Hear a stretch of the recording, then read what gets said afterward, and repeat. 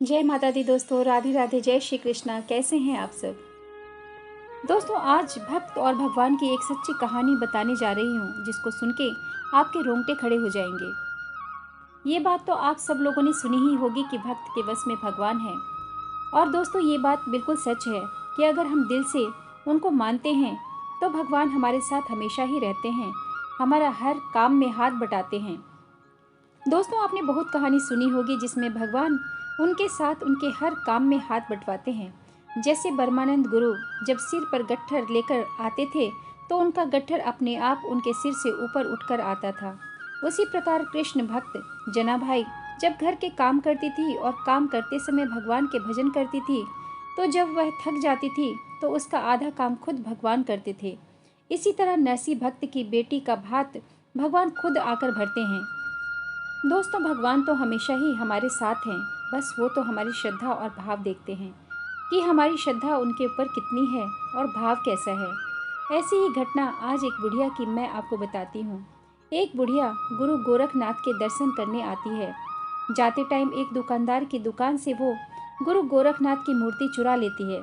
जब वो मूर्ति चुराकर थोड़ी दूर चलती है तो उसकी आत्मा उसे कोसती है और वो आगे नहीं चल पाती। वो वापस दुकानदार के पास जाती है और कहती है, बेटा मुझे माफ़ कर दो, मैंने तेरी दुकान से ये मूर्ति चुरा ली थी, मुझे कोई भी सज़ा दो पर मुझे माफ़ कर दो। दुकानदार कहता है, तुम मेरी माँ के समान हो, मैं तुम्हें क्या सज़ा दे सकता हूँ। सज़ा देने वाले तो गुरु महाराज हैं। जब आप ये मूर्ति चुरा कर ले गई थी तो आपका बटुआ यहीं रह गया था जिसमें 2000 रुपये थे। उसकी कृपा हो तो कोई किसी का कुछ नहीं बिगाड़ सकता। यह सुनकर बूढ़ी माँ उससे कहती है कि मैं ये पैसे तुझसे नहीं लूँगी, ये पैसे तेरे हैं, मुझे आज मेरे गुरु महाराज मिल गए हैं। वो खुश होती है और घर चली जाती है।